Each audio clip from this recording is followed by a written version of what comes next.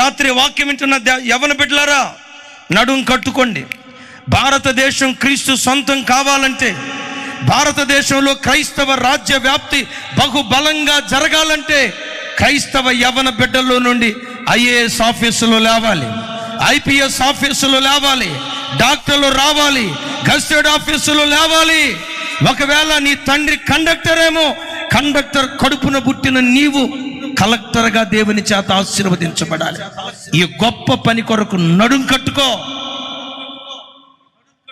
చిచ్చోరగాడిలాగా బ్రతకో,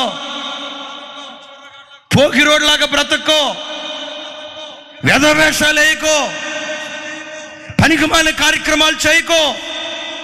రాబోయే దినాలు గడ్డు దినాలు.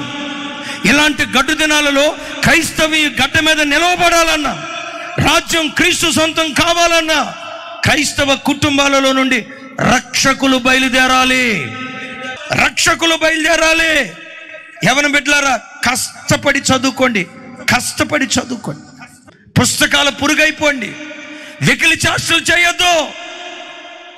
నీ తల్లి నర్సా, అదే హాస్పిటల్కి నువ్వు డాక్టర్గా అడుగు పెట్టాలి.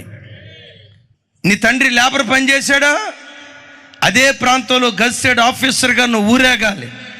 నా నోట నుంచి ఎప్పుడు ఈ మాట వస్తుంది, క్రైస్తవ యవ్వన బిడ్డలు అయితే ప్రపంచాన్ని తలకిందులు చేసే ప్రవక్తలన్నా కావాలి, దేశాన్ని ఏలుబడి చేసే పాలకులుగానైనా దేవుడు వాళ్ళను మార్చాలి. మన పిల్లల్లో ఎవ్వడు పనికి మాలిన వాడు కాకూడదు, పోకిరోడు కాకూడదు, రోడ్డు రోమియో కాకూడదు.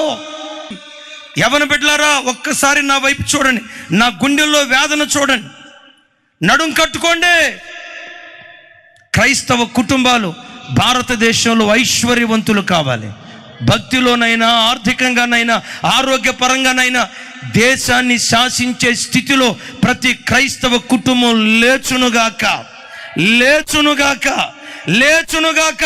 అలాంటి గొప్ప పని నీ ద్వారా జరుగునట్లుగా ఈ రాత్రి నడుము బిగించుదువుగాక.